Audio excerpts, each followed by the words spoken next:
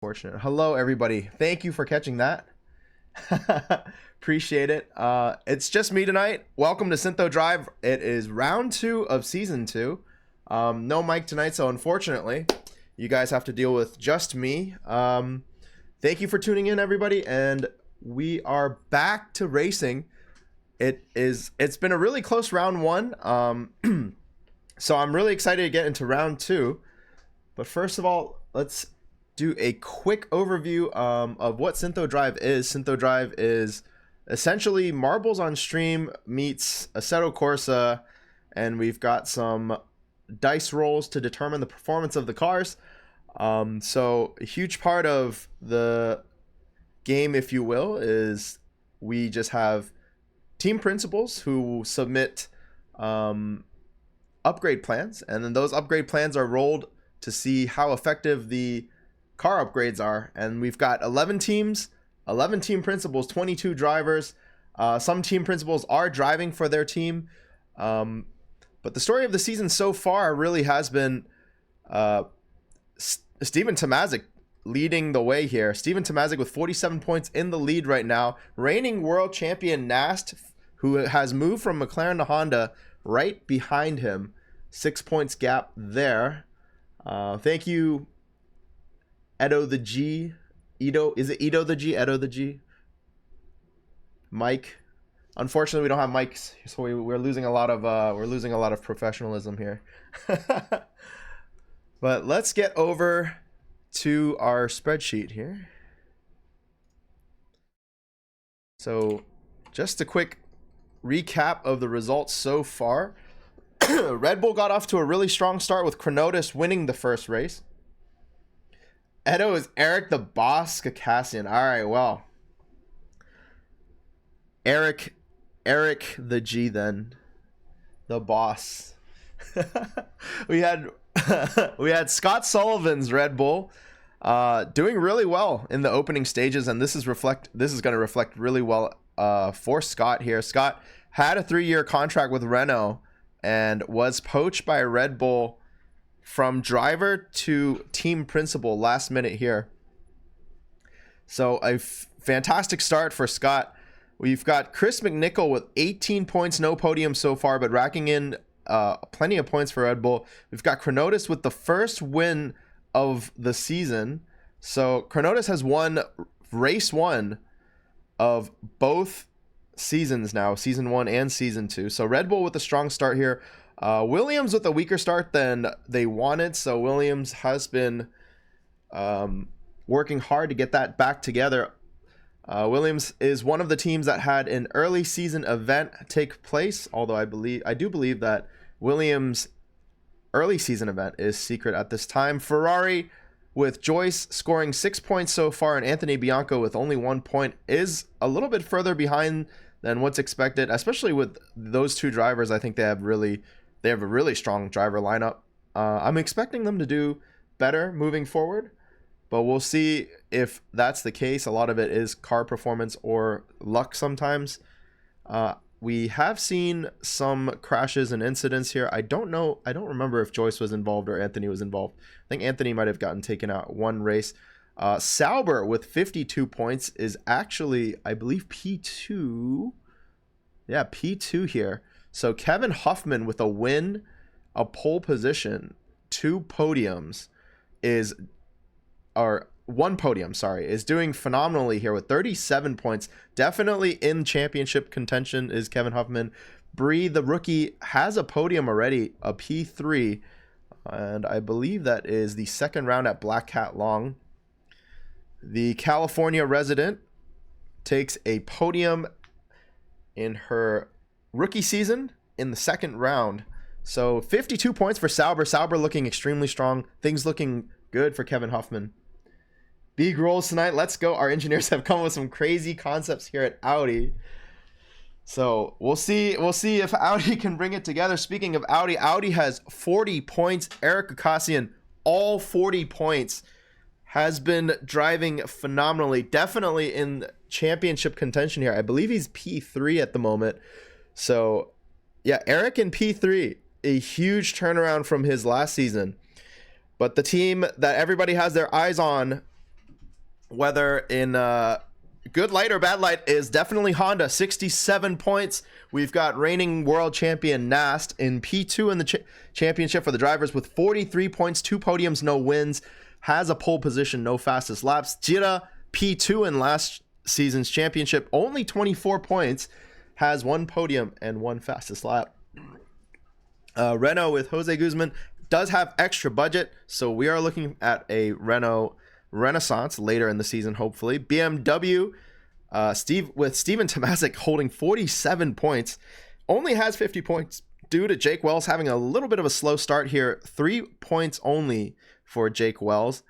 And back to Audi, Aaron Miller with 0 points to start the season. A little bit of a slow start for Aaron Miller. Toyota as well. Many people thought, a lot of pundits here thought that Toyota would have an extremely strong start out the gate, but that has not been the case. Toyota only has 6 points, all of them on the back of Ricardo Sapien. I will say Toyota has been involved with a lot of very unfortunate happenings, and McLaren off to a very slow start as well, despite having the fastest car in round 1. Armin Ghazarian, the only driver to score points at McLaren so far, only 6 points as well. Mercedes is significantly stronger than expected compared to last season here with 35 points in contention for the WCC, but it is only the second week that we are running, so we'll see if they can pull it together. Meliori, however, does have a podium. I honestly think Honda just has some top drivers. It's nuts. They did finish P1 and P2 last season, so oh boy, here we go. Indeed. So that is enough of me yapping away. Let's get rolling here, and we shall see who's got upgrades this round. And everybody's got upgrades here, so let's pull up the D20. And we do like to see one roll at a time, apparently, as that does create some tension. Remember, team principles, if you would like to challenge for cheating, you may do so once a season, and you do have to make it an official challenge. It will be the race that we're going into, the race that we're currently in, or the race that has just finished. So ideally, if you would like to challenge at the beginning of a race. So without further ado, Williams will kick us off for upgrades here. They are starting us off with a large. So let's get a large for Williams, and that will be an 11. 11 is a fantastic large upgrade. We'll give a +4 to Williams here. And definitely a much needed upgrade here. Next, we've got Red Bull through Ferrari and Sauber all running smalls. So small upgrade, risky upgrade, but very cost effective. The only downfall is occasionally you can get a -1 and set your progress backwards.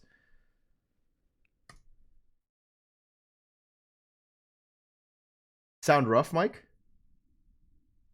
Is there something wrong with the sound?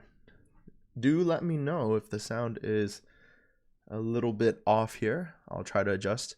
It is an 8 for Red Bull here. An 8 will land them a +1. So unfortunate for Red Bull. Despite having strong start, they will be struggling here. Mike is off tonight. Yeah. Sorry. I'm Josie. Nice to meet you. Roofless 11. 13 for Ferrari. 13 will net a +2 for Ferrari. So 2 points of upgrade for the price of 1 budget will be good for Ferrari. You sound fine, Josie. All right, good to know. Good to know. Thank you. Appreciate it. Final small package in the pack. This pack of 3 will be Sauber, and Sauber also gets a +2 here. So Ferrari and Sauber a little bit slow on this development with the smalls, but that'll pay off long term as it's only spending 1 budget and they're getting a +2. Funny. Yeah, unfortunately I do not have Mike's beautiful voice. I would love to sound like Mike. That would be nice. It's a medium for Honda next. Honda has fallen behind in car upgrades, so they'll be looking to bounce back here. And that will be only a 10, but a 10 is good enough for a +3 for Honda, which is much needed here. They are only at a +5. They are one of the slowest cars on the grid.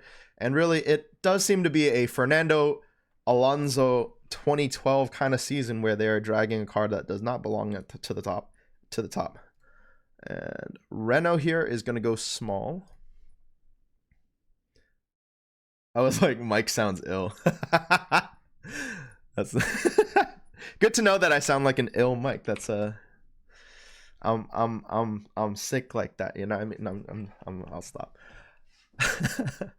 It will be a +2 for Renault on the line of a +3, so almost got a +3 there. And BMW has an extra large. Remember, extra large does cost 4 budget, but has the potential for a +8 upside. So let's see where BMW is, and with a 15, that'll be a +7, massive for BMW. And honestly, Steven Tomazic's quest for domination here, that extra large will really hit and propel him to the front here. I think BMW on paper might have the fastest car now. Boom, indeed. Yeah, +7 is massive. Audi is going to go large, so let's see if Audi can max out their roll here. And unfortunately for Audi, it is just a 4, so it'll only be a +3. They do break even off of that. That is the nice thing about the large upgrades. You break even if it's a low roll, but definitely not the big jump that they're looking for. Rolls are rigged for BMW this season.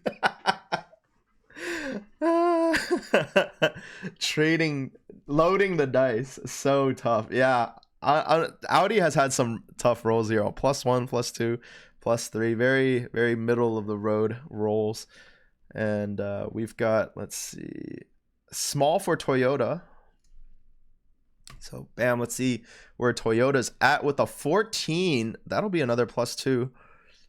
Looking good for Toyota. Bit of a risky strat to try to stretch on the smalls. Large for McLaren. And that is a fantastic roll for McLaren. +4. They really need it as the reigning Constructors champions. They're going to look for that upgrade to really boost their drivers. And finally, Mercedes with a small as well will be going with a +1 here. Bit unfortunate for Mercedes. So there we have it.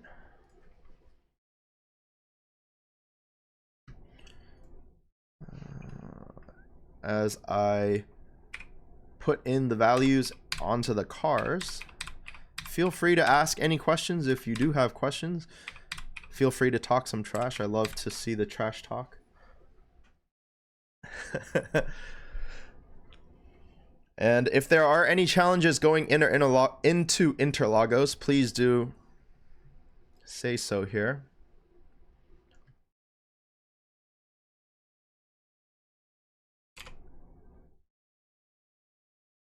Fastest car on paper right now is the BMW at a +15, with Renault right behind at +14. So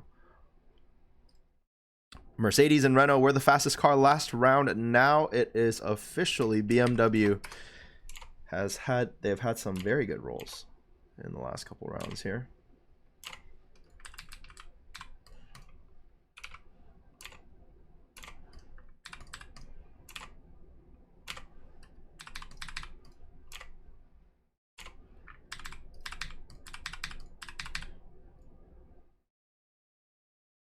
What's happening slightly not well, Mike? I mean, Josie. BMW engineering team on point. Absolutely. It's going to be crazy. Our upgrade interns taping cardboard winglets to the car. Yeah, not what you want to see for sure.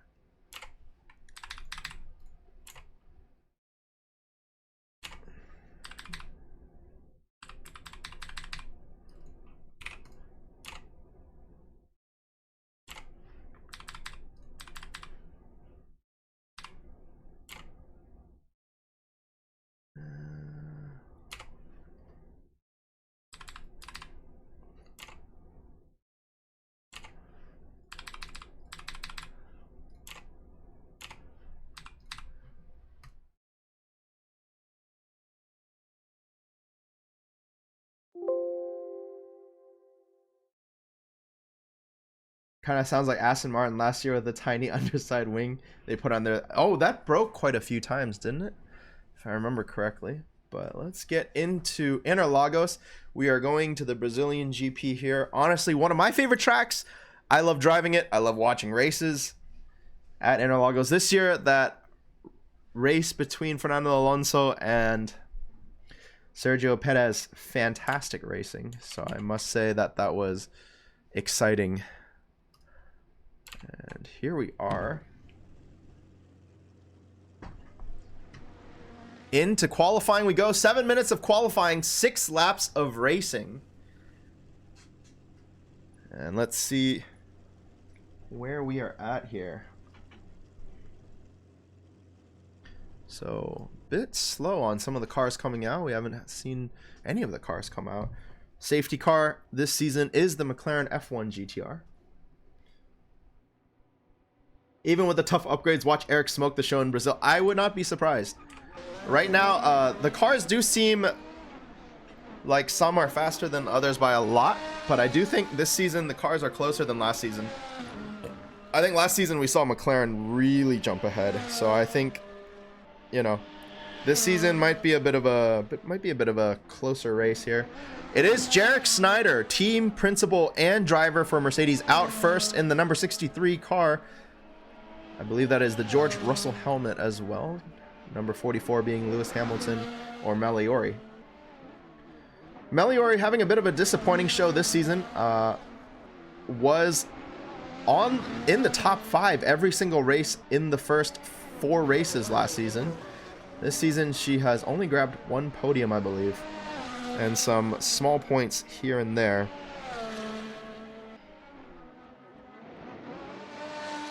And Jarek Snyder currently only has 12 points, but with 1 race win could jump up into championship contention. So whoever wins this race really will be able to take the lead of the championship or be at least in contention. And there goes Jarek Snyder on the start of a hot lap, and we'll ride along here down through turns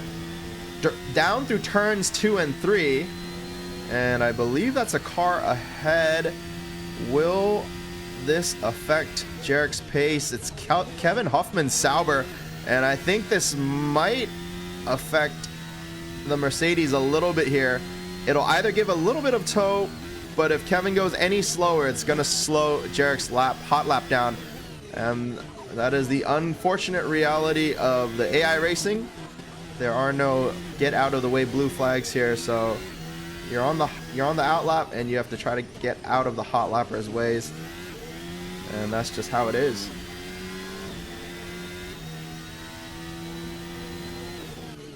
So far, Jarek Snyder with a really good time, I think. Will get a bit of a slipstream from Kevin Hoffman as he hits the DRS zone here. DRS wide open down the main straight. And Jarek will take provisional pole with a 1:11. That is the time to beat.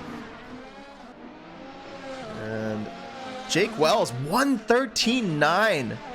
Armin Gazarian with a 1:11.4. And Jiro with a 1:11.3. So Honda behind Mercedes here. We've got 1 Honda behind the Mercedes anyways.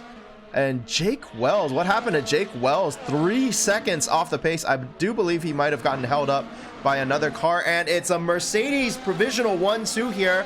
Quickly taken out by Milo's 1:10.8. So we'll see if McLaren has a little bit of a comeback here. Jacob Church for Toyota, provisional pole 1:10.8. Anthony Bianco 1:10.8 as well. It is about 10 1/1000ths of a second, 12 1/1000ths of a second between P1 and P2. Steven Tomazic into P1 here with a 1:10.811, but that provisional pole is not held long as Ricardo Sapien comes in with a 1:10.7. The top 7 cars are separated by 1/10 of a second, and we're seeing the Hondas down in P10 and P11. So huge blow to the Hondas here. They were doing extremely well, and now we're seeing them struggle a little bit here. And Ricardo Sapien holding on to provisional pole. We've got Steven Tomazic in P2 and Kevin Huffman P3 provisional here. And Jacob Church, the other Toyota, in P4. So we've got a 1-4 for Toyota so far. We'll see if they can turn that into a race result here. I do believe Steven has a very good record of pace at this track, if I remember correctly. Take a quick look at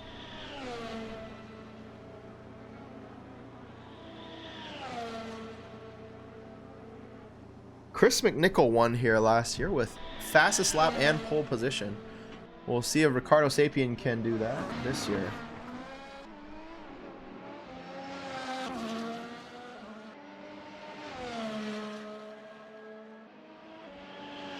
And one thing to note, Toyota does have the pressure on for the team principal. They do need to score top 3 in either Constructors or Drivers' Championship for Dan Versosa to hold on to his team principal position here. But in return, he's gotten a little bit of extra budget, so we'll see what he can do with that extra budget.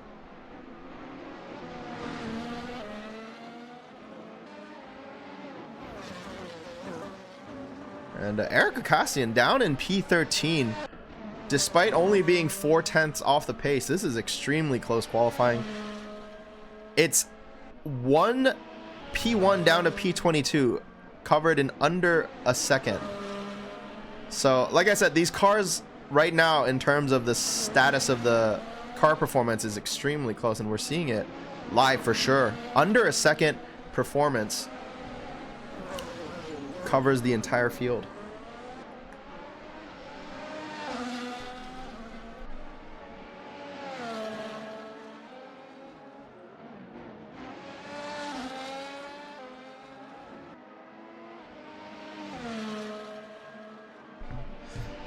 Yeah, and it's looking like Ricardo Sapien on his way to pole position for Toyota. Got Steven Tomazic, current championship leader in P2. Meanwhile, next closest contender, Nas, down in P14. Bit of a struggle for Honda here.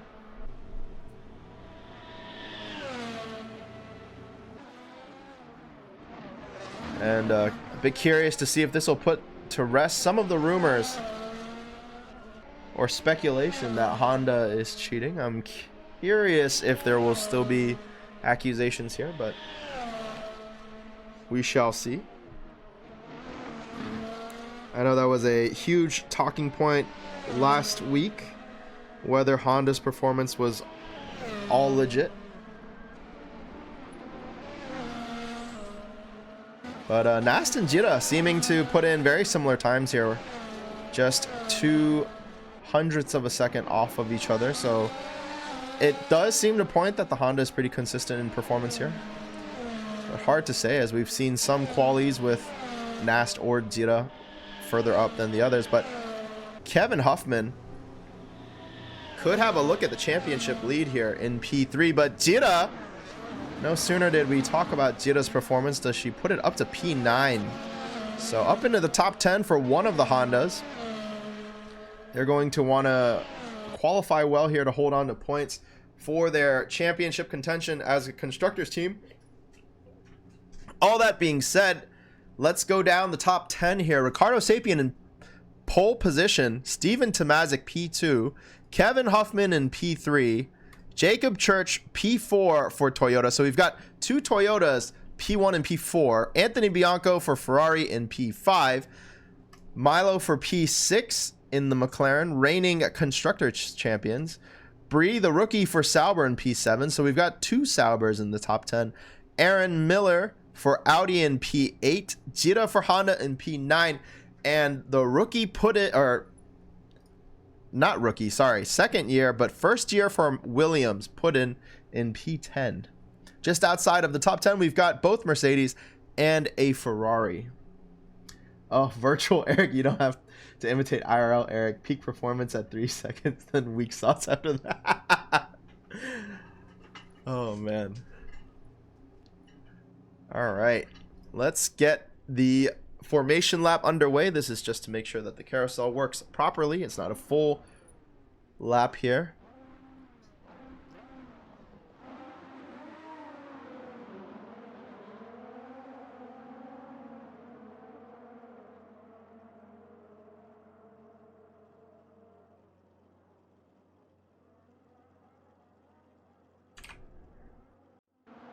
All right. And here we go. Ricardo Sapien on pole, 5 lights on, 6 lights on. Lights out and away we go. Ricardo Sapien seems to get a really good start. Are these AI? This is AI Rocco, but down turn 1 they go. It's Steven Tomazic on the inside, but he's gonna have the outside into turn 2. And Ricardo takes the lead of the race through turn 3, going into turn 4, down the straight. Steven Tomazic in P2. Kevin Huffman side by side with him. He's gonna have a look down the inside. Can he get through? They are going side by side through turn 4. And I believe Kevin's gonna push him into turn 5. They're still side by side, but Steven will lose a position to Kevin here. And it's up into P2 for Kevin Huffman. Meanwhile, Jira has made up 1 position here. Bree holding on to the same position. It's Anthony Bianco losing a position to Milo. The Ferrari and McLaren battling side by side as they go through the second hairpin, down the left-hander, up through Juntao. And yeah, it looks like McLaren will take P5 here. Steven Tomazic 7/10 down on Kevin Huffman, and that is quite a gap actually over the course of 1 lap. We'll see if Bree can have a move on Anthony Bianco as well. Anthony is really struggling here. Might lose 2 positions in the start of the race and will not lose the position to Bree here. Fights back against... There's that Yoda finally showing the pace. Indeed, indeed. Bianco looking slow. Bianco is, yeah, a little bit of a struggle here. And there's Jira from seemingly nowhere down the inside of Aaron Miller. Or Bree, sorry, Aaron Miller behind Jira. Bree for Sauber, battling the Honda of Jira. And Jira, with great positioning here, puts herself up into P7. Meanwhile, Erica Kassian does start in P13, but up into P12 now, battling it out with Joyce and Jarek Snyder.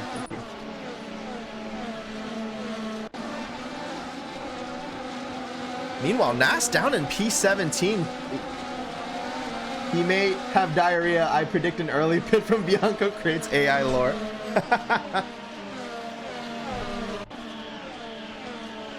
Fastest lap for Ricardo Sapien with a 1:11. Has tried to pull away from Kevin Huffman, but Kevin Huffman doggedly staying on in under a second here. Remember, the drivers can open DRS whenever they are in a DRS zone. There is no 1 second rule here like real life, but looking like Ricardo might be able to pull ahead here. Jacob Church a second behind Steven Tomazic. Has to be careful with Milo closing in. And here's Anthony Bianco 2/10 behind the McLaren. Lost the position in the first lap, looking to fight for it back. Meanwhile, Meliori up into P13 past Jarek Snyder. The 2 Mercedes battling each other.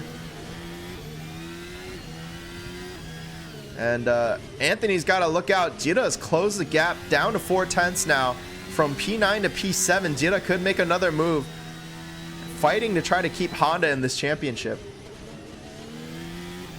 McNichol in the pits. Yeah, we'll have to see what happened there. Let's go back a little bit here.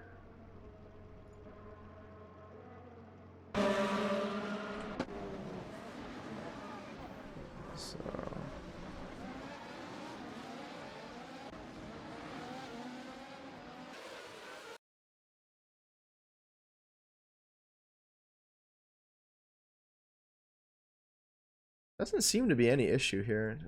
Oh, all right, so there we have it.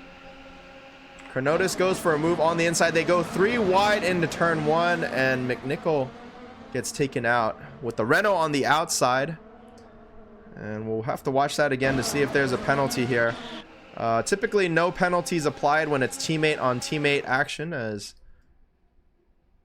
yeah, this is hard to judge. Just 3 wide. I think we saw this at Interlagos this year. Classic Red Bull. I'm on the horn to both drivers. Yeah, that's tough. Honestly, I think it started with the Renault being on the outside here with Justin Moffat. Just 3 wide into turn 1 here is very, very tricky, and no penalties, sir, given out at this time. But Red Bull will be upset with that.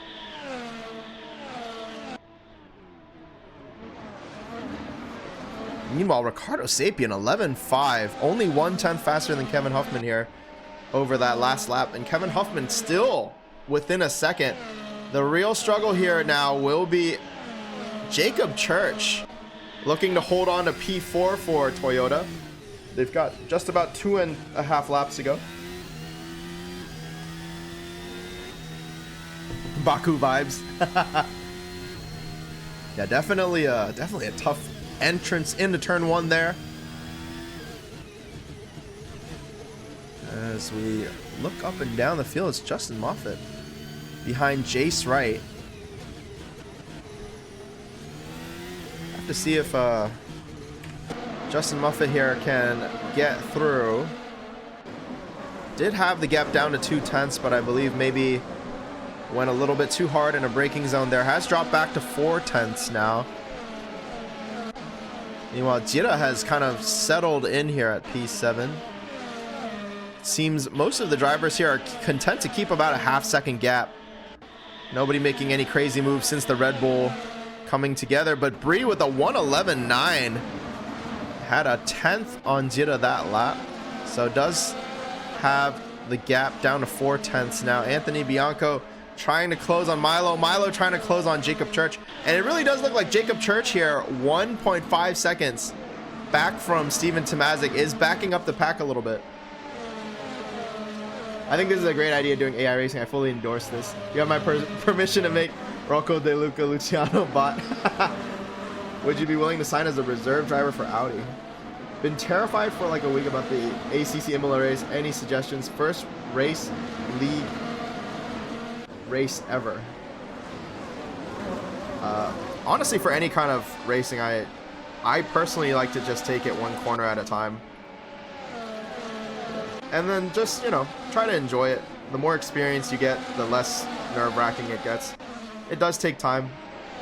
It's an annoying thing, like, oh yeah, time will get you more used to it, but yeah, try to be in the moment. Go in to have fun and race clean. Let the race come to you. Yeah, no, I agree with that 100%.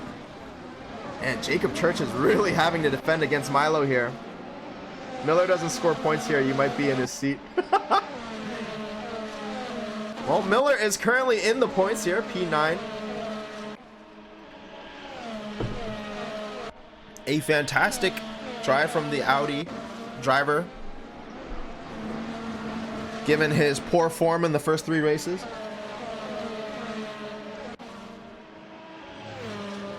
Practice helps.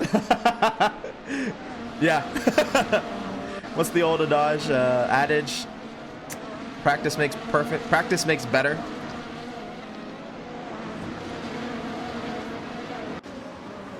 Focus on clean driving and be mindful of who is around you. Honestly, yeah. If you can be consistent and stay out of the way of other people, that'll net you more positions than anything else.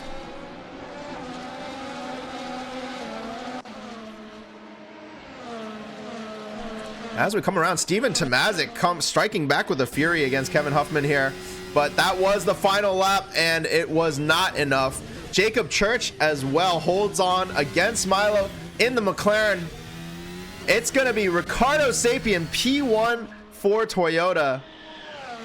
And this is the Toyota that we had expected going into the season, with all the news of a new team principal, with all the news of extra budget.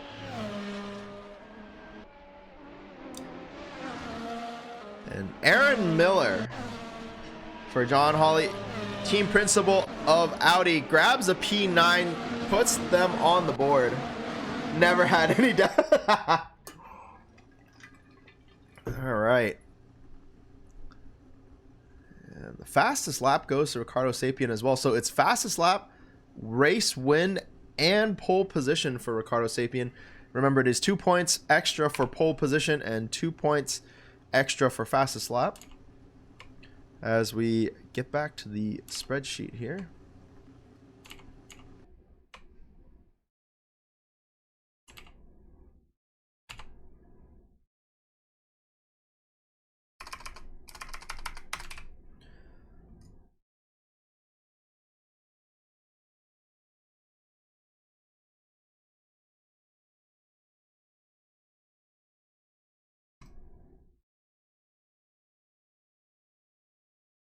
Well, I'm more of a Porsche guy, but German engineering is German engineering. I would take what I can get. I humbly accept the contract assigned with Audi.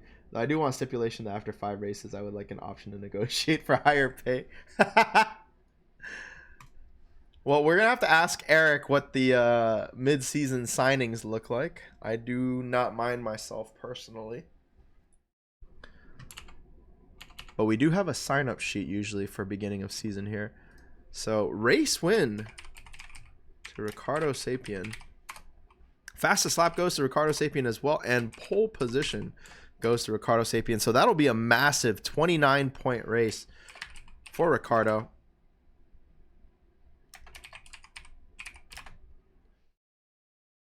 And it's Kevin Huffman and Steven Tomazic in P2 and P3.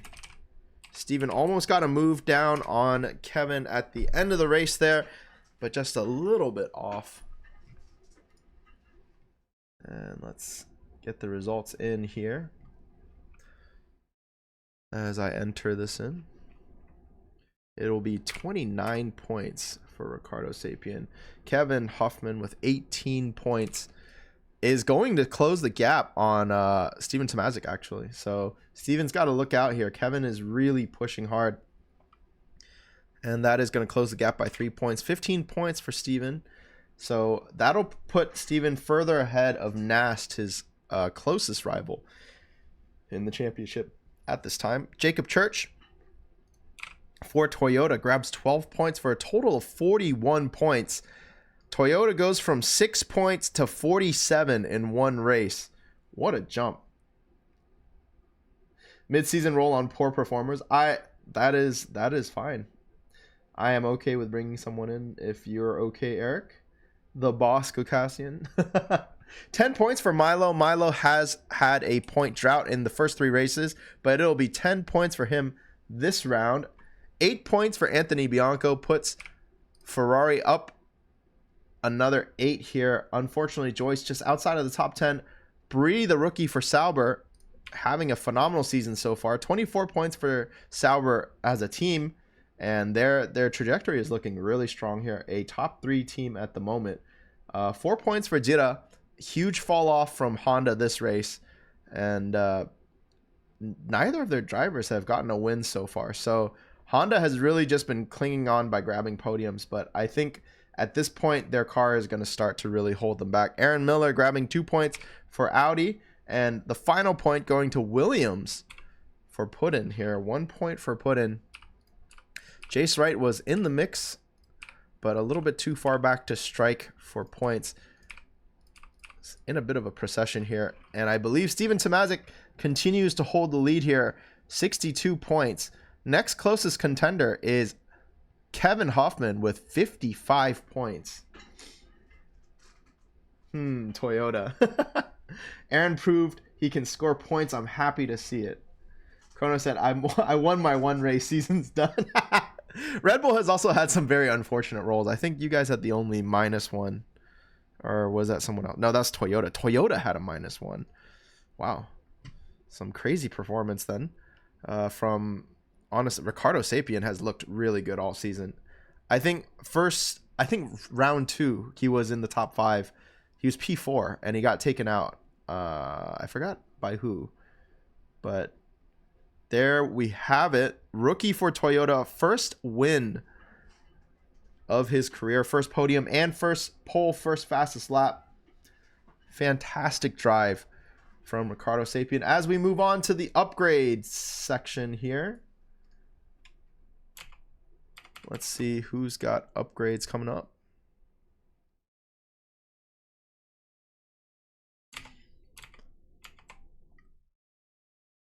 So Williams will not have an upgrade this round.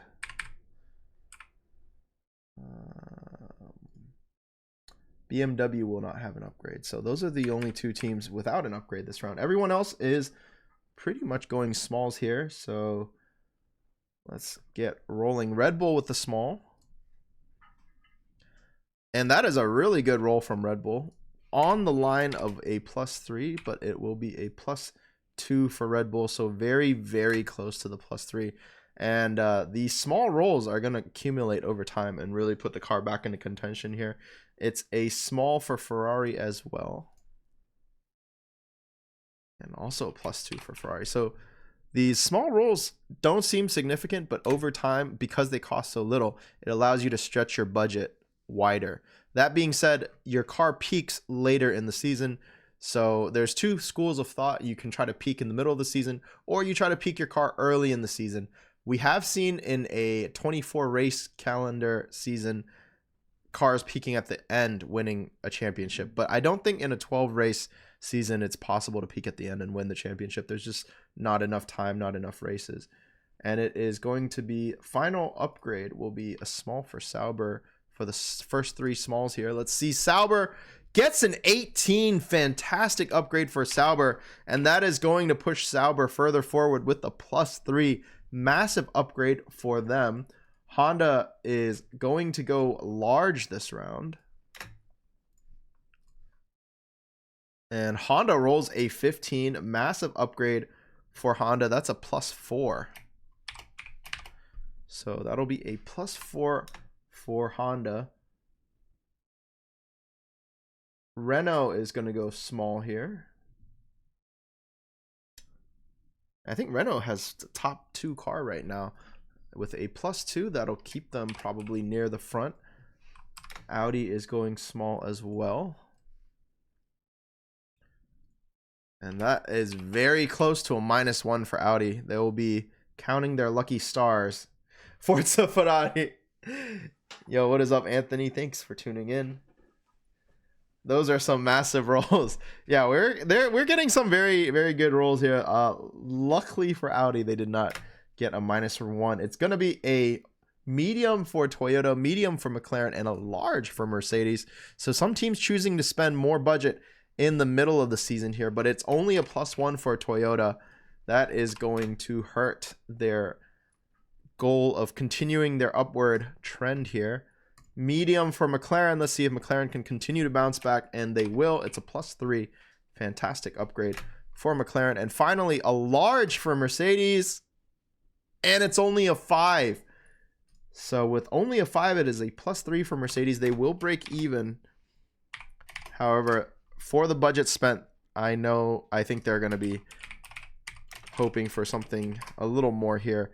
In the lead of the Constructors' Championship, however, it is actually going to be Sauber taking the lead. 76 points, Honda with 71, and BMW in P3 with 65. Those three teams are pulling ahead a little bit, but Toyota with a 47-point jump is going to catch up to the middle of the pack here. And we'll see if they can continue to push. Next round is Prague. And let's see who the fastest car on paper is here.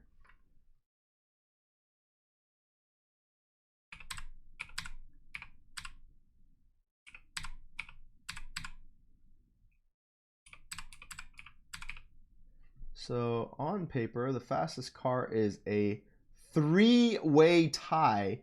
It's going to be Renault, McLaren, and Mercedes tied for the fastest car here. So, like I said, the cars are extremely close this season. And we are seeing it now. It's a 3-way tie for the fastest car on paper. Cheats aside here. And going into Prague, that is going to be extremely exciting. As I get the upgrades in here.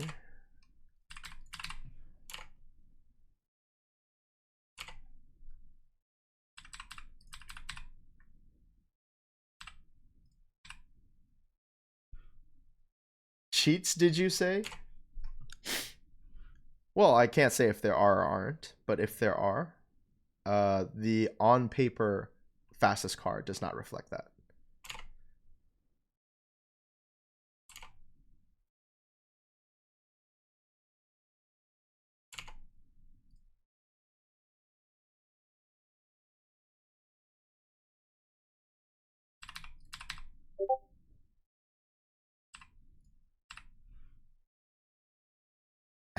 J, oh, we must discuss.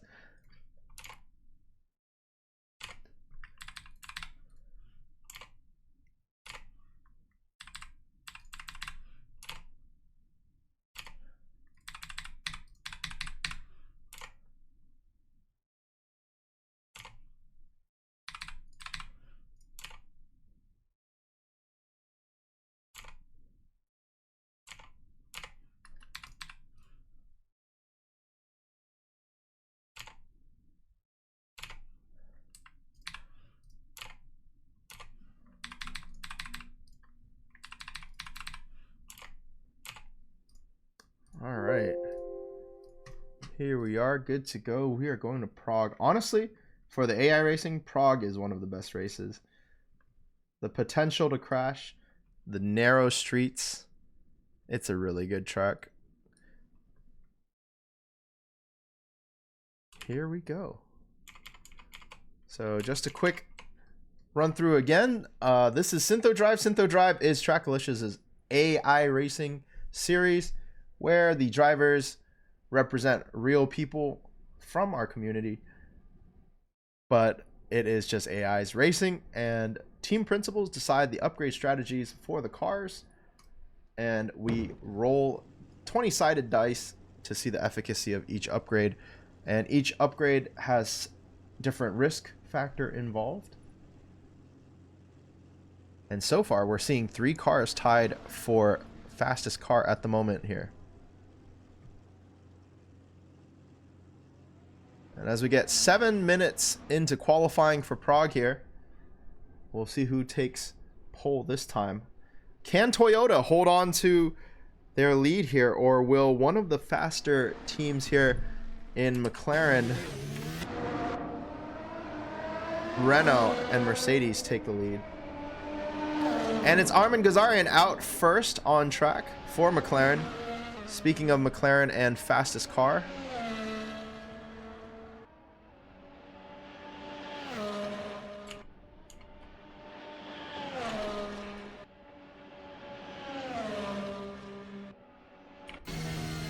right along in the first person view for the street circuit, a very, very fast street circuit. Most of the track can be driven flat out with some very heavy braking zones that really test the downforce and grip of the car. Tightening right-hander here.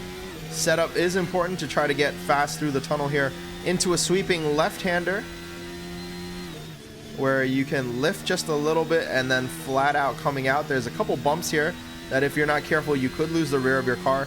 Through the bridge of statues under the arch and into the street portion of the town square. There's a bump here where the cars do lose traction, and you can see the drivers fighting for control through that section. Into the final double apex corner before the main straight. It is a very bumpy track, and Armin Ghazarian coming through the main straight will have a car ahead of him. We'll see if that does anything to slow him down. I don't think it will, and we'll see who it is. It's Meliori, and so it's going to be Mercedes versus McLaren here, 2 of the faster cars on the grid. See if they have similar performance as they go around the track.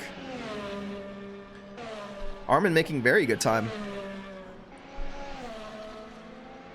A bit of a hopes at redemption here for Armin after getting let go by Audi last season as the team principal, and then not re-signed as a driver. Now a driver at McLaren.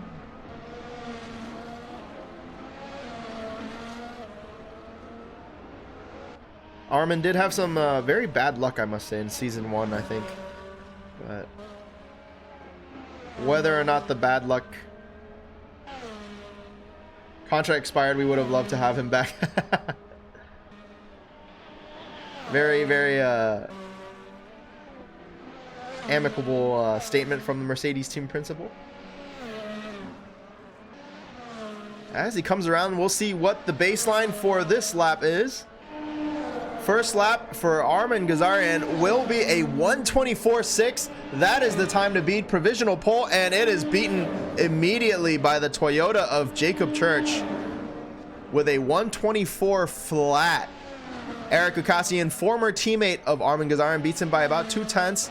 4 tenths down from from Jacob Church is Eric Kukasian, and it is going to be P3 now as puts a Williams into P2 provisionally. Kevin Huffman in a rare slip of performance here, down in P7. Chronotis in P8 for Red Bull. And we've got a Williams in P2. Joyce off for Ferrari. Joyce up into P2, only 29 thousandths of a second behind Jacob Church, who is sitting on pole. Nast, reigning world champion, down in P7 now as Milo puts the other McLaren into P3. Jira, P5 for Honda. So both Hondas currently provisionally in the top 10, but they are going to struggle against Sauber here. They need to get some points to try to get back on the board against Sauber and improve their standings. Meanwhile, Jacob Church is just flying. Whoa, that Williams? How are the numbers looking, Holly? Hey, yo, it's okay. The game will crash if Williams is in the lead. That was, I must say, that was one of the most tragic, had to be one of the most tragic happenings. Steven Tomazic, provisional pole, 1:23.9, 17 thousandths of a second ahead of Jacob Church. And that'll push Joyce down to P2, from P2 to P3. Jacob Church down to P2. And Eric Kukasian, who was provisionally in the top 5, will be down in P9 now as Jarek Snyder from Mercedes snags P5. Meliori, the other Mercedes, down in P16. Might have gotten held up by another car, or maybe it's just a bad lap from her. We'll see if that's the case here. And reigning world champion Nast, just one position outside of the top 10 ahead of Matt Melanson for Renault.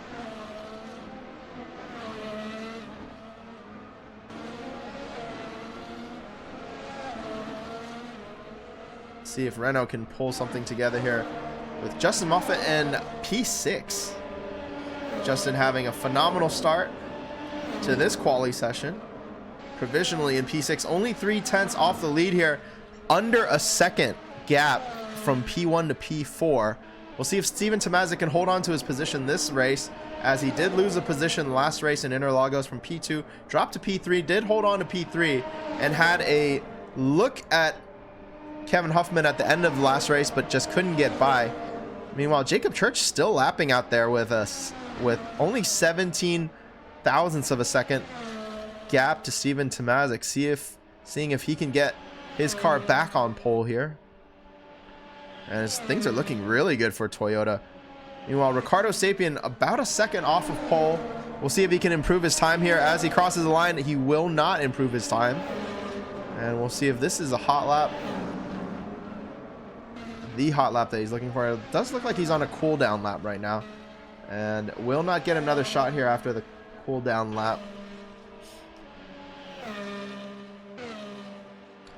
Kevin Huffman down in P19, a bit of a surprise here after several top 5 finishes here for Kevin. Is struggling a little bit on this track. Maybe it's the setup just wasn't nailed for his car.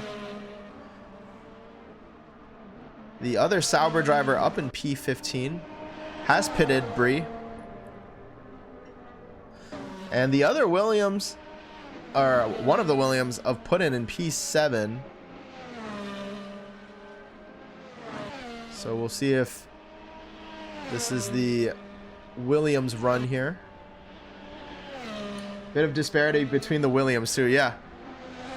Definitely P22 to P7 is a bit of a wild gap. But keeping in mind that that's only about 0.6 of a second here, it really does highlight how close the cars are in performance. It's under a second from P1 to P22 yet again. And from P1 to P4, it's under half a millisecond. Or not millisecond, sorry, under half a tenth of a second. So literally 0.05 of a second from P1 to P4. So we are actually talking about milliseconds here. Steven Tomazic, though, has just really looked unstoppable this season in that white and black, blue and red BMW. The Sebastian Vettel helmet, I believe. So that'll end qualifying. It's Steven Tomazic on pole. Jacob Church for Toyota in P2. Toyota with a very strong answer. Ricardo Sapien got held up in qualifying, I believe, down in P20 for the other Toyota. But we've got one Toyota in P2. Joyce for Ferrari, a provisional podium up in P3. She could grab Ferrari's podium here. I believe will be their first podium. Milo in P4 with McLaren. Milo back in form for McLaren with one of the fastest cars, tied with two other teams in the top three. Speaking of other teams that are fast, it's Jarek Snyder for Mercedes in P4, Justin Moffitt for Renault in P6. So we've got three of the fastest cars lined up here, P4, P5, and P6. Put in for Williams, I believe, outperforming his car by quite a wide margin. Right behind him is the ever-present threat of Jira. So Putin has to really put in a good start to this race. Jira is very strong on the overtake and race starts. Eric Kukassian right behind her for Audi. He has had a phenomenal season so far, but the Audi car development is falling behind just a little bit. So we'll have to see if Audi can bounce back here. And finally in P10 is Chris McNichol for Red Bull. So Red Bull gets a car in the top 10 for the first time in a while. And we'll see if that will amount to anything. I saw Winter Rookies in the title. I thought I was missing my race. Yeah, unfortunately, I don't think I have the power to change the stream titles here. Yeah, 6/10 gap to your teammate gets you last. Oof. Yeah, it's crazy. And that is the formation lap as we go. I'm just glad we're finally in the points. Took way too long this season. Well, we'll see if we can get more than just some points here. As that is the formation lap. Let's get racing here. We'll see if Steven Tomazic can hold on to the lead here against Jacob Church. It's 6 lights on. And away they go. Steven Tomazic with a fantastic start. Joyce with a terrible start, bunching up the pack behind her in P3. Jacob Church is going to have a look down the inside. But Steven Tomazic will take the lead very handily here. And BMW in the lead with Toyota P2, Ferrari P3. And now Joyce, making up for the poor start, is going to have a look around the outside. Jacob Church screens that, and now Joyce is going to switch back to the inside. Jacob Church has to give the space. Ooh, almost taps the wall there. Joyce looking for any gap to shoot here. Is a little bit desperate, but has the pace through the curvature down the inside and will take P2 away from Jacob Church. What a move from Joyce, despite having a poor start. Meanwhile, right behind them, Milo loses a position to Jarek Snyder. Can Jarek hold on to that position as they go through the tunnel? Milo holds on to P4 for now. Jarek will have the inside around the left-hander. As they continue to go side by side on the bridge, they might make contact here. And it is phenomenally close. Side by side they go. This is a really risky part, as both cars will lose a little bit of the rear traction. Both of them make it through that section perfectly fine. And I believe it's Jarek Snyder up into P4. Gita has lost 2 positions here now. So Eric Akassian and Justin Moffitt. And Nast, ooh, Ricardo Sapien with the massive crash here. We'll see. We'll have to see what happened in P21 racing ahead of Kevin Huffman here and Jace Wright. Oh, yeah, loses control of his car. over a bit of a bump there, and that's gonna cost him dearly. Yeah, loses. Yeah, just takes a little bit too much curb, goes into the back of Chronotis, and then takes Jace Wright's car as well as he struggles to regain control. That'll be a little bit of an aggressive move, and it's a 5-second penalty for Ricardo Sapien. I don't think it's going to matter. And it's Steven Tomazic, only 4/10 in the lead now. Joyce looking to hunt him down. Eric Kakassian battling it out with the Renault. Eric has the slower car, but is driving very well to hold back Justin Moffat here. You ended quali with P3, Joyce. And Eric is just battling it out. Ooh, a little bit of contact between the Renault and the Audi there. And that is going to put Jita in position to have a look at the Renault. And Justin Moffat might lose that position as well. Meanwhile, Putin all over the back of Milo, looking to have an overtake into the tunnel. Tries the outside. That is ambitious, and that's going to open it up for Eric to have a look. Putin screens the outside. Eric switches it back to the inside, but very little grip on the inside there, as there's two curves that are quite high, and Putin holds on to P6 for now. Meanwhile, Joyce only 3/10 behind Steven Tomazic. This is a very, very close race. Eric Kakassian 1/10 behind Putin, has a look. Putin tries to close the door again and will be successful into the final corner as they set up for the main straight.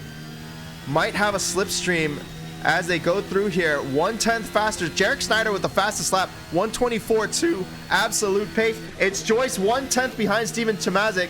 This race is just flying. Audi and the Red Bull, the weakest cars in terms of performance.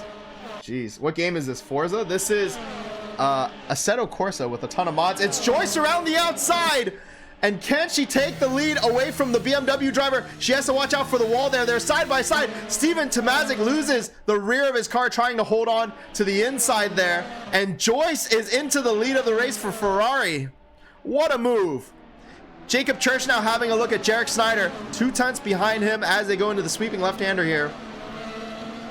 Stay back, Eric. But stay back he will not. It's Eric Kakassian up into P6 now. Gets past Putin.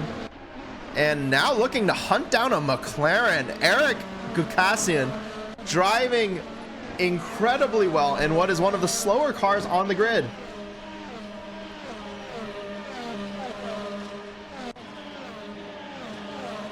Oh snap, AC has Prague? Yeah, AC does have Prague. AC has a lot of tracks that you can download as mods. Wow, Eric is an amazing driver. Yeah, I don't think we saw this level of performance from Eric in Season 1, but this season, Eric is absolutely on fire. And Jarek Snyder continues to have the fastest lap and might take a look at passing Steven Tomazic now. Should have signed him longer. He is definitely performing for your team, for sure. And to be fair, Aaron Miller, if you consider the fact that you have a slow car, Aaron Miller is not doing too poorly here.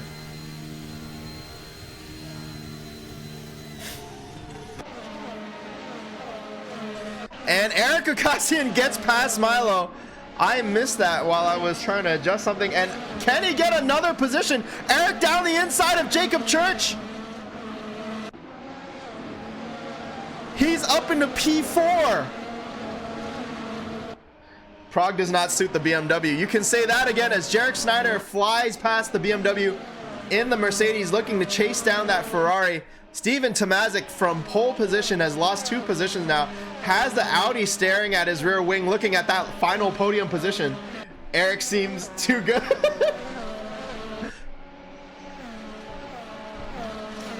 Well, if you have an official challenge, do let me know as we go into the final race after this one for the night.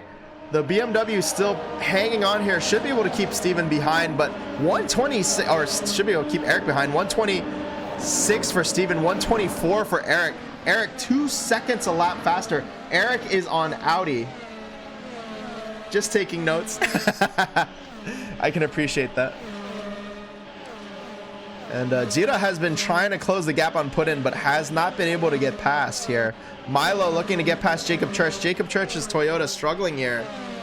Has lost quite a few positions. And Eric, side by side with Steven, gets through on the same spot that Joyce gets through on him. And Steven Tomazic has lost 3 positions from pole position. Eric up into the podium place with an Audi. Honestly, just look at the first couple races. Eric is such an outlier. He would dominate on Team BMW. I think so. I think if Eric had a faster car, he would be definitely in contention. Yeah, honestly, he's in contention now. But this is to say nothing of the performance that Steven's really been putting in, and Steven will look to hold on to his championship lead here, as his closest competitors here are Kevin Huffman, who's down in P21 after some contact, Ricardo Sapien, who crashed out and is out of the race, and Nast, who's in P11, and Joyce is the hero of the story today. It's gonna be P1 Ferrari. Team principal Anthony Bianco popped in to say Forza Ferrari, and no sooner does he say it than does Ferrari take a P1. Joyce with a fantastic win, but I think Eric Kukasian had the craziest race here from P9 to P3. 6 positions gained. Another effing podium. Unbelievable. It is quite the drive. And quietly, Jarek Snyder has had one of the best races of his season so far. P5 to P2, fastest lap to boot. So he will be taking 20 points home. And Joyce will take 25, as she did not get pole or fastest lap, but that will be huge for Ferrari. And that'll put Ferrari back into the conversation if she can continue to crank out these kinds of performances. But the cars are just so close. The performance is so close. These races are finishing within 10 seconds of each other, the drivers. It's incredible how close the racing is right now. But it will be 2 extra points for Steven Tomazic for a gargantuan effort to put his car on pole, but unfortunately may have gotten the setup wrong or something. The track did not suit the BMW, and he lost 3 positions off of pole here. We're going to switch back to the spreadsheet as I put in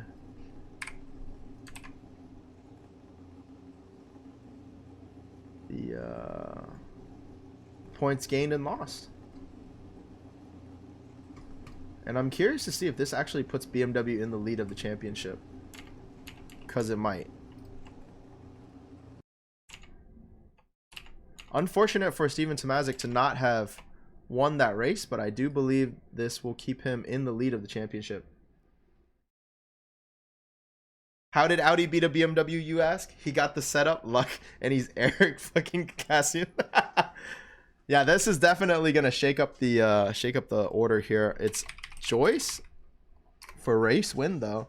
Jarek Snyder with fastest lap, and pole position goes to Steven Tomazic. All of the top 3 accolades here going to different drivers. It's Joyce off for P1 on the podium, Jarek Snyder for P2, and Eric Kukasian for P3. And I believe this is Eric's 2nd podium now this season in what is the slowest car on the grid, I believe. So let's get those points in. It's 25 for Ferrari. After a very difficult start for Ferrari, 2 points, 4 points for Joyce, 1 point for Anthony Bianco, and then 8 points at Interlagos. Ferrari seems to have turned their luck around. 25 points for Joyce in a stunning victory over Jarek, Steven, and Eric. 20 points for Jarek Snyder, though, who has been on a bit of a points drought here. 20 points is going to do a huge boost for him. You thinking what I'm thinking? Eric Kukasian with his 2nd podium this season. Just looking for a win now. And Eric is truly outdriving his car. I mean, with 55 points, is looking incredible. Steven Tomazic with 14 points here will solidly still be in the lead of the championship, I believe. 10 points for Jacob Church. Another solid race from Jacob. Milo grabs 8 here for McLaren. It's 6 points for Puddin, with a 7-point total for Williams now, increasing their points total. Jira will grab 4 points for Honda as Honda starts to slip back here. Justin Muffet will grab 2 for Renault. Only 2 points for Renault despite having one of the top 3 cars here. But I do believe the car performance is very close. Chris McNichol with 1 point, as Red Bull seems to have like a strong start and then a bit of a mid-season slump pattern emerging here. As we go to Bathurst, this is the survival race of the season. There will be crashes, there will be struggles, and there will be heartbreak on this track. I can almost guarantee it. But before we go to Bathurst and cry, we're going to take a look here. Sauber has taken the lead. No, Sauber was in the lead. BMW has taken the lead. BMW formally challenges Audi for cheating. All right. Let's roll to see if they are cheating or not. And Audi was not found to be cheating. So BMW challenges Audi. Audi was not found to be cheating.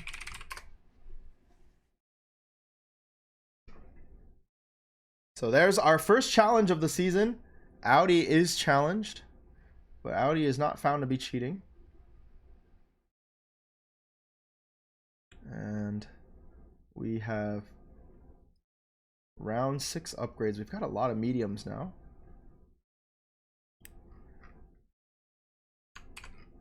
Let's get rolling.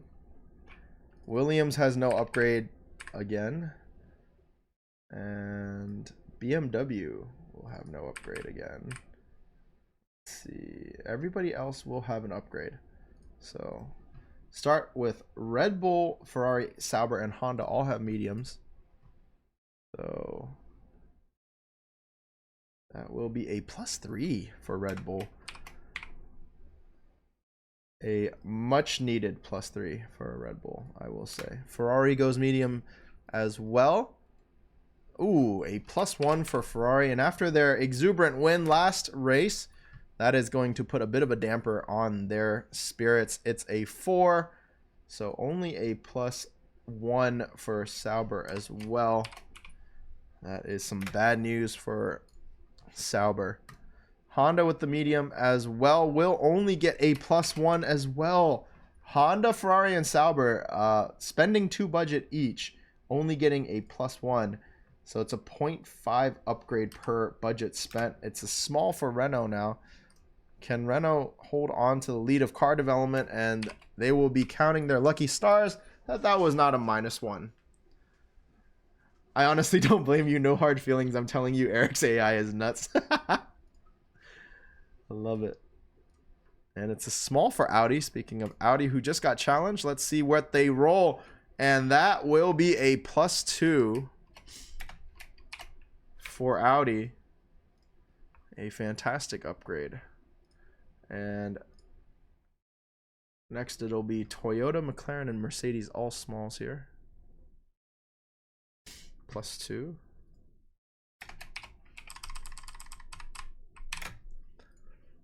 McLaren gets a small, and it's only a +1 for McLaren. And finally, Mercedes here, one of the top 3 cars last race, will get a +2. So we'll see if Mercedes can hold on to the lead here.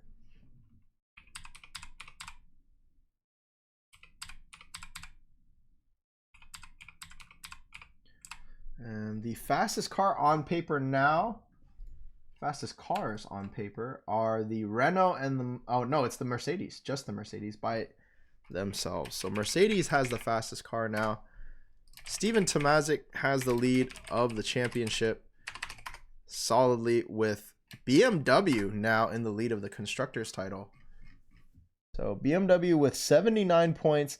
Steven Tomazic with 76 of those 79 points.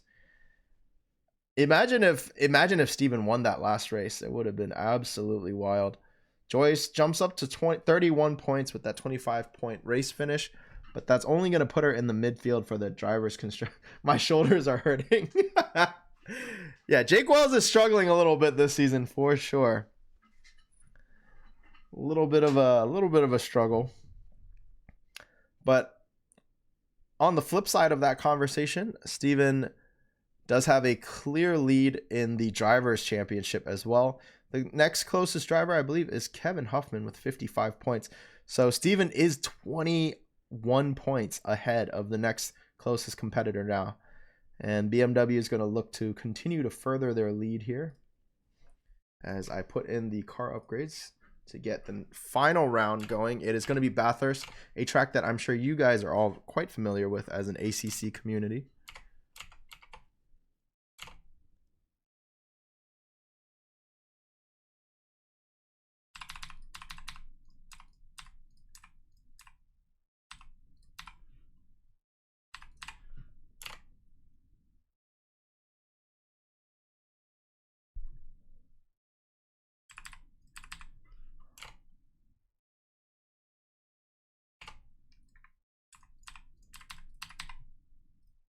And the car performance is just so close this season. It's really anybody's race, every single race. And off to Bathurst we go.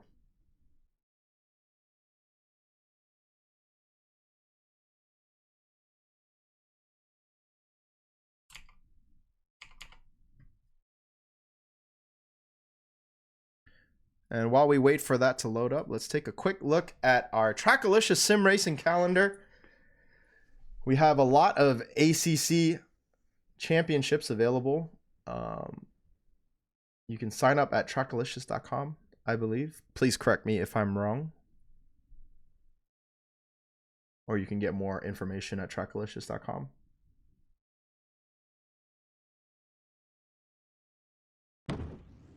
Wow, sorted in descending order too. I love it. John is on it. Ah, yes. Thank you for the link there. That is a sign up. Please do sign up. It is a fantastic community to race with. If you're here for the first time, I highly recommend racing with Trackalicious. They're GT4 rookies I have raced in personally, and honestly one of the best communities to race with. Everyone's very helpful, and it's just very clean racing compared to a lot of the racing I've done at LFM and other series. But here we are, back to Synthodrive, which is our AI racing series. Is Williams so bad you forgot us? That is crazy. 7 minutes of qualifying. It's a 5-lap race, and we do Bathurst at dawn.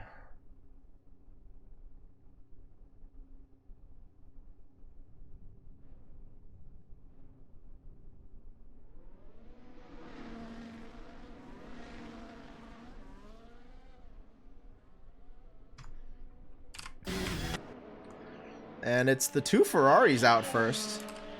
Joyce followed by Anthony Bianco. Gonna see if they can get some teamwork going on with the slipstream as we ride along with Joyce around Quarry, up the hill.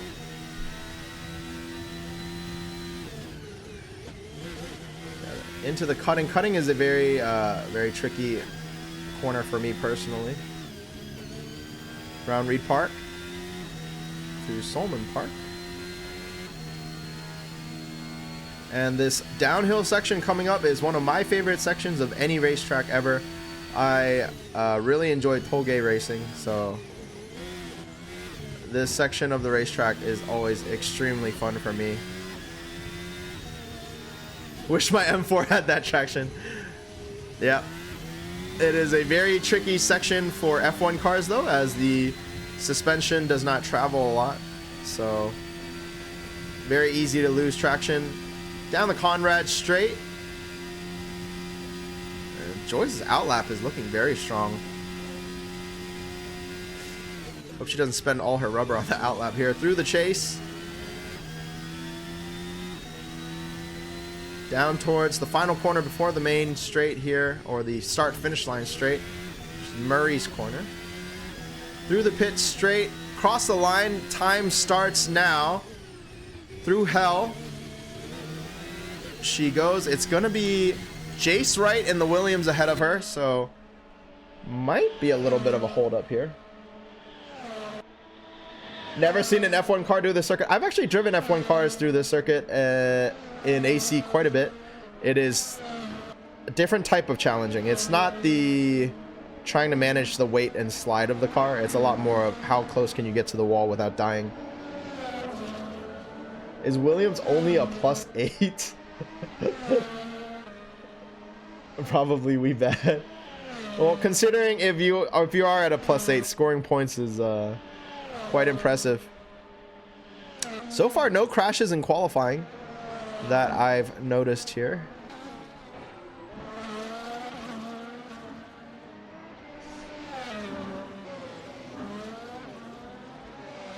This would never fly in real life, as it is just wildly dangerous. Here comes Joyce down the Conrad straight. She won the last race. Can she win it again here for Ferrari? Fastest car on the grid is Mercedes. And I think some of the Meliori hype from last season might be fading a bit if she cannot deliver with the fastest car on the grid.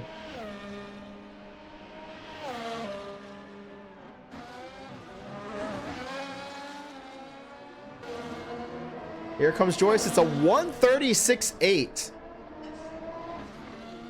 2 seconds faster than teammate Anthony Bianco here, or 1.5 seconds. One has to wonder if Anthony made a slight mistake. Steven Tomazic in the 1:38.9s. Jarek Snyder 1:38.2. Is Joyce just ridiculously fast on this track? She's a whole second up on P2 right now. Jacob Church with a 1:37. Jira in P3, 1:38 flat. Chris McNichol with a 1:37.2. We'll close the gap on Joyce here. And I'm curious if Steven Tomazic is stuck behind someone. And that will be Steven Tomazic behind an Audi, actually. So I believe Audi is the one holding that BMW up. Forza Ferrari. Go Church. Yeah, Jacob Church for Toyota. Running in P5 right now. But a little bit of a huge thing for Red Bull here. Red Bull has not been in the top 5 in a while. After winning the first race and a podium in the second race, they have struggled to get points. Or actually no podium second race. It's just been Chris McNichol scoring points where possible. Meliori for Mercedes up in P3 though. So definitely putting some of those criticisms to rest. Bree is only 34 thousandths of a second behind Joyce. 34 milliseconds from P1 in the Sauber. Kevin Huffman, the other Sauber, in P5. So we'll see if Sauber can take a win here. This does not bode well for my championship, being stuck behind Audi. Yeah, that's the way the wind goes, or whatever, right? That's the way it goes.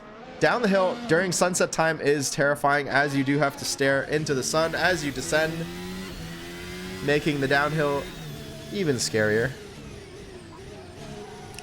Ricardo Sapien stuck behind Jarek Snyder now.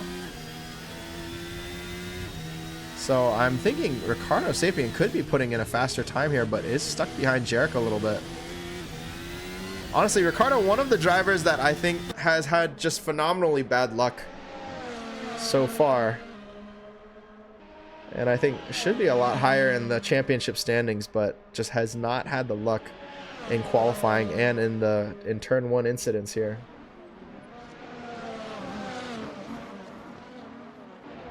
But this will have both Toyotas in the top 10 here, with Jacob Church in P10, Ricardo Sapien in P8. So far. Reigning world champion Nast. Not sure what happened to Nast here. Down in P21. as he crosses the line here. Will not improve on that time either.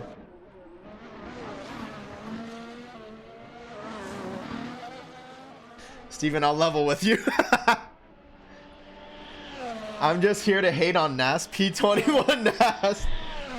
Our marketing department set a goal before the season started to finish above all other German manufacturers. We are trying to make that a reality.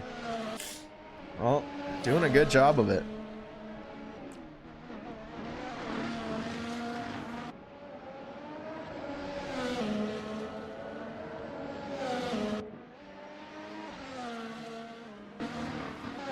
Jace Wright for Williams in P9, put in P6 for Williams. We've got 2 Williams in the top 10. Phenomenal qualifying from both drivers. Now the real trick to this racetrack is not crashing. We've seen it many times before when we race F1 cars here. The hardest part of this race is surviving. This is why we call it the season's survival race. Bastard. Unfortunately, marketing always has to be reined in by accounting. Darn bean counters. Funny how that goes. Matt Melanson for Renault jumps up to P13, but not in the top 10 here. It is 2 Renaults just outside of the top 10. Eric Ocasian just outside of the top 10 as well. But both Mercedes inside the top 10. Both Saubers in the top 10 as well. And Williams, P9 and P6 is going to be a huge buff to the Williams points total here, as I'm sure they're going to look to grab as many points as possible here. Just don't spend all your money on food. Currywurst and Spatzel. Aaron Miller with a last-minute jump up into P12. Huge disappointment for Honda here. P15 for Jira, P22 for Nast. I don't know what's going on, but we'll have to see how the cars go here as we go through. This is a different lineup than our usual staggered grid. It is a side-by-side start with P1 on the inside through hell. And it will be Joyce in P1 for Ferrari. See if they can avoid contact into turn 1. P2 is Brie for Sauber. Meliori for Mercedes in P3. Chris McNichol in P4 for Red Bull. Kevin Huffman in the other Sauber in P5. Put in for Williams up in P6. Jarek Snyder for the other Mercedes in P7. Ricardo Sapien for Toyota in P8. Jace Wright, the second Williams car in the top 10 in P9, and Jacob Church, the other Toyota, in P10. Just outside of the top 10, we've got both Audis, both Renaults, and a Honda. Steven Tomazic, championship leader, down in P16. But in a race for survival, anything can happen here. Remember, we have 2 race restarts total. If there is a massive pileup that takes out more than a third of the grid, we will restart the race on lap 1. If it is after lap 1, there will be no race restart, and 2 is the maximum amount of race restarts we have. As we get into the formation lap here, do enjoy a view of our McLaren F1. It is a beautiful car. I'm just disappointed Nats isn't behind the safety car. Dang, that's pro level hating. That's what that is. Professional hater.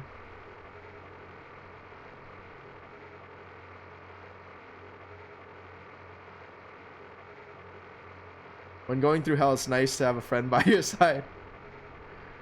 And here we go.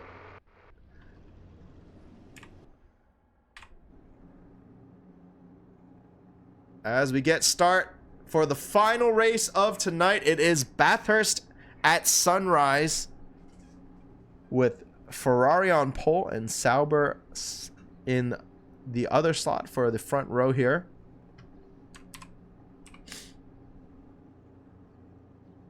It's 5 lights on, 6 lights on. And it's lights out and away we go. Bree gets a slightly nicer start than Joyce. Joyce has really struggled with the starts here.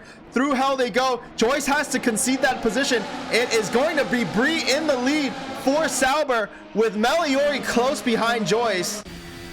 As Joyce closes in with the slipstream, they will have their DRS open wherever they like on this track. There is no DRS zone, so it's free deployment here. Ooh, Joyce takes a lot of curb, almost going off the track here. They have to watch out for the walls as they go side by side up the hill through cutting. What am I watching here? Bath versus Sunrise, only way to run a Bathy race. This is AI racing, and it's Joyce back in P1 for Ferrari. Meliori now looking to pass Bree in the Sauber. This track looks good with F1 cars, to be honest. Yeah, I agree. I think it's also fun to drive. There are some really dicey spots, like right here in this little dip right there. But if you can keep it together, it's actually quite a fun track to drive. I've been listening. Damn, I suck at this. Well, you never know if there's a comeback around the horizon. It is AI racing where anything can happen. So far, we have no collisions. Chris McNichol in P4. Jace Wright overtaking teammate put in for P7. Williams in P7 and P8. Jarek Snyder in P6. Kevin Huffman in P5. Going to have a look at the Red Bull. Meanwhile, Meliori had a look at Bree. And we'll have another look at Bree as they come into, I believe this is Murray. Oh, a little bit too much curb, and Meliori's gonna lose a lot of time. Chrono needs to pick up the slack. Jake, does your TP still have your back? Well, he's got a 2-year contract. It's locked in, so TP's got to have his back regardless.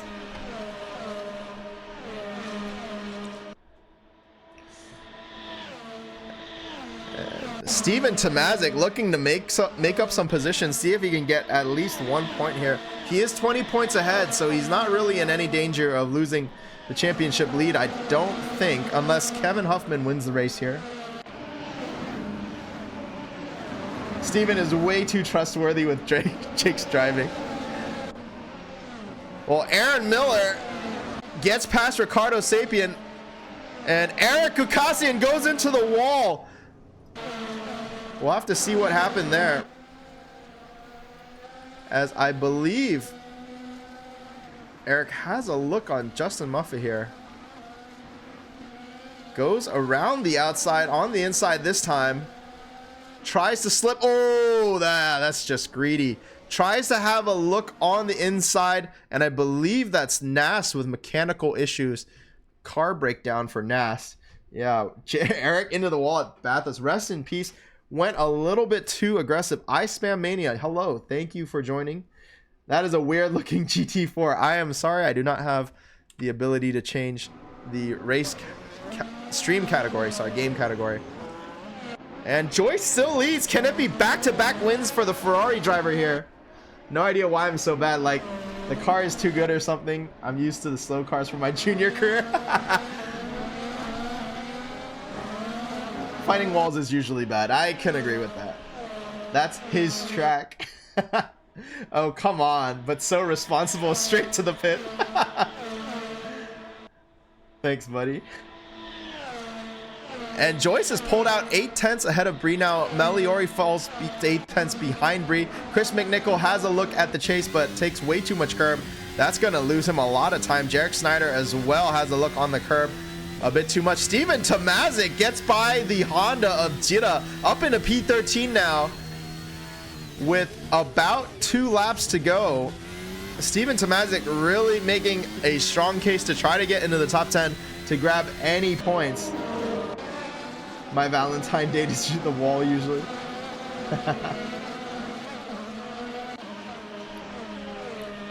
And Ricardo Sapien trying to get that position back from Aaron Miller. Meanwhile, Jacob Church tries the inside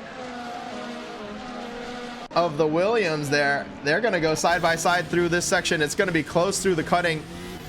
Has to be careful not to do the same thing that Eric did on this wall right here. And Jacob Church with the brave move gets past the Williams right on the edge. Title updated, thank you. How many sponsors is Jake bringing in? Yeah, Jake Wells is struggling, but at least he's still in the race. Milo has crashed out as well, so that's Milo, Eric, and Nast all out of this race. Meanwhile, Joyce is losing time to Bree. Bree only 2/10 behind now. Can Bree get by on the Conrad straight and retake the lead of the race? I think she can.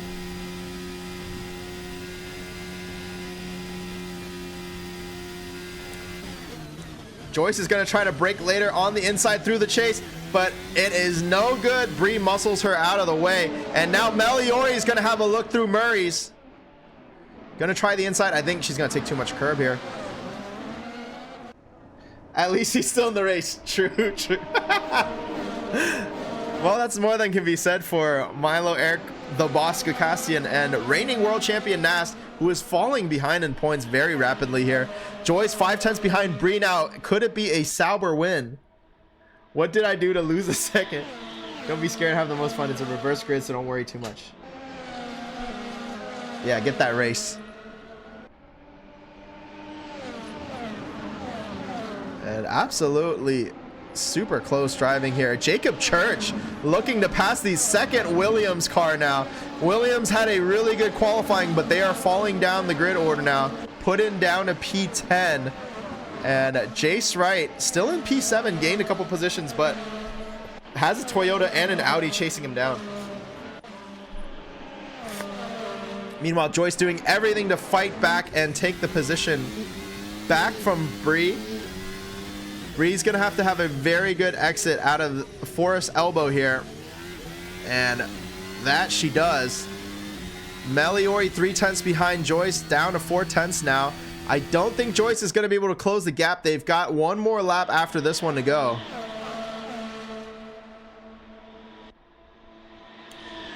But here comes Meliori. And Meliori makes the same mistake again, just takes too much curb. Meliori has lost so much time making the same mistake over and over, trying to take that curb, trying to overtake on a spot that's just not very good for overtaking. And Chris McNichol can smell the blood in the water, just waiting for Meliori to make a severe enough mistake for him to grab a podium here. Meanwhile, Bree has pulled out 8/10 ahead of Joyce. The Sauber absolutely flying here. Ricardo Sapien and Justin Muffet battling it out. Ricardo trying to hold on to P11 here. Was trying to get back into P10 for points. Now has to defend P11 from the Renault. And with them battling, Steven Tomazic right behind, looking to gain 1 point if he can get into P10 here. We don't have the straight line speed to make the pass on Meliori. Yeah, it's quite unfortunate actually, the Red Bull. Oh, Mike, I hear a notification. What's the situation? Shout out. Who are we shouting out here? Joyce gets the gap down to 3/10 on Bree here now. This time gets a very good exit out on a Conrad straight. Can she do a little bit of catch up here? She's closing 2/10. She's gonna have a look at Bree on the inside, switches it back. Can she get through here? She will not get through. Bree defends the position, and Joyce will have to settle for a P2 if she can hold on to that. Chris McNichol, final corner attempt to get past Meliori, takes just a little bit too much curb, and Bree will cross the line for Sauber in her first victory as a rookie for Sauber. Thank you to Spam Mania for the follow. Appreciate the follow. Strongly appreciate. Joyce takes P2 after a pole and a hard-fought battle. Meliori, hard-fought battle as well. Just couldn't close enough of a gap to make the move. Takes P3. And critically here, Ricardo Sapien outside of the points, Steven Tomazic outside of the points, both Hondas outside of the points, and Eric Akassian outside of the points as well. It was Joyce on pole, Joyce P2, Kevin Huffman with the fastest lap of a 1:37.7. And despite staying in P5, put in some serious work. No props, just joined to play ACC, still a ways from Alien Times. Nice race, folks. Yep. Please do sign up. I believe we had the SimGrid link earlier. Tough to be beaten by the Williams. Yeah, the Williams had a phenomenal race this race, though. I think the quali and just the difficulty of overtaking for Bathurst. Thank you, Mike. It is definitely still something to get Aaron Miller on the board for some points here. As we go back to the spreadsheet here.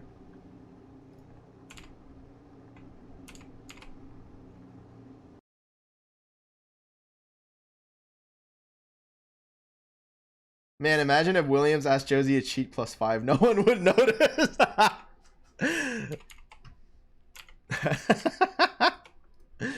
Oh man, that's the type of self-deprecating humor I love.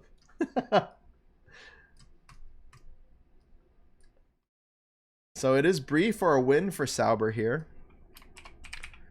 Fantastic driving from Bree. Joyce with pole position. And it's Kevin Huffman with the fastest lap. And so far, fastest lap has been a different driver every single race. So it's been just such a close series so far. And it's Bree, Joyce, and Meliori for the podium here. 3 different teams on the podium. And it is going to be 25 points for Bree. We'll get a huge boost for Sauber. That puts Sauber up actually very high up in the points. Joyce will grab 18 points, but 20 with the bonus pole position point. So massive jump for Joyce as well. 15 points for Meliori.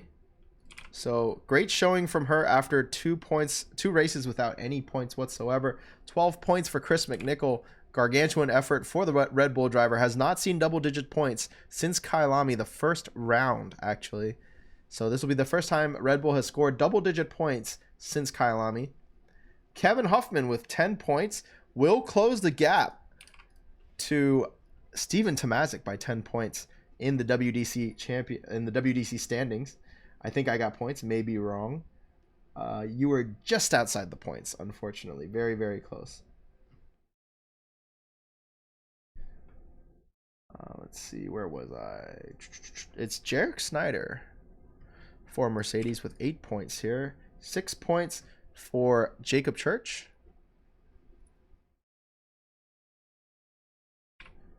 4 points for Jace Wright. 2 points for Puddin. How's my team doing? What have I missed? You guys went from, let's see, leading the WCC to struggling in the midfield. Aaron Miller. Where is Aaron Miller? Shoot, my brain. Audi gets 1 point. So, yeah, a bit of a tough defeat for John here. The team principal of Audi losing out to Williams at Bathurst. Incredibly, only 2 crashes that race. Usually we see half the grid taken out. So, yeah, despite your drivers performing extremely well.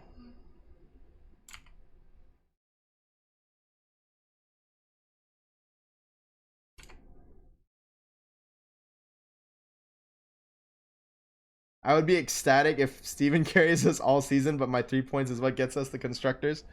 Well, you're going to have to pick up the pace because the Constructors is actually led by Sauber now with 111 points. Mercedes has caught up to BMW. Honda still just behind BMW. It is really close. Toyota with 63 points as well. And I must say it's getting really close now. In the Drivers' Championship, Kevin Huffman has 65 points and is only 11 points behind Steven Tomazic now. And Joyce with 51 points is closing the gap to the lead now. She just needs one more podium or win where Steven Tomazic does not score any points, and she'll be shooting for the lead of the championship here. But I mean, it still speaks volumes to Steven's lead here. It's going to take about 2 race wins for her to really get ahead here. Marketing department knocking on my door halfway through the season. Williams are a slow burn. We might be competitive around season 10. Well, each season is new. We are rolling dice every season, so we'll see if anything changes here. It is still Steven Tomazic in the lead of the WDC, and it has been Steven Tomazic since Black Cat Long in round 2. Steven having an absolutely crazy season, pushing the lead here. But BMW has lost the championship lead, the constructors lead, to Sauber again. So Sauber was in the lead, BMW took that lead, and now Sauber back in the driver's seat for the constructors championship. And it's extremely close in the midfield. So after Sauber, everybody is just within 20 points of each other. So that is it for this round of Synthodrive. Thank you so much for tuning in. I am Josie, your host for Synthodrive. I appreciate everybody for coming in and hope it was a good time for everyone. As always, I love seeing the trash talk, and I hope you enjoy the trash talk as well. We had a challenge tonight where Audi was not found to be cheating, but a little bit of drama for us. Ton of fun as always. Thanks for being our DM host. You're honestly incredible. Thank you very much. I do appreciate that. It means a lot to me. Mike, if you'd like to get us kicked off with a raid, I can... do we have an ending video here? I will go out with our calendar, as the best part of Trackalicious is the racing. So here is our calendar for Trackalicious ACC Racing. It is an ACC community.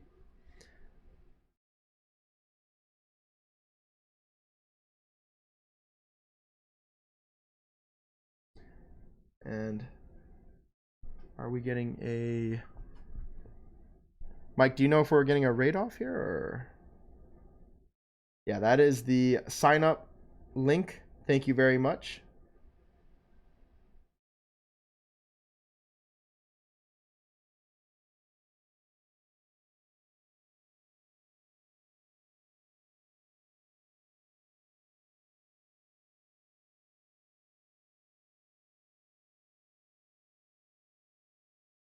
Alrighty, well, if we do not have a raid here from Mike, I guess I will call it a night here. Thank you for watching. Thank you for participating. And if you would like to sign up for Season 3 of Synthodrive, once we have Season 3 announced, I will get the link up in our Discord channel. Feel free to join our Discord channel and discuss our races and results in the channel. I always enjoy reading what everybody has to say about the racing. And I hope everybody has a good evening. I will catch you all next week on Synthodrive. Same time, same night. Good night, everyone.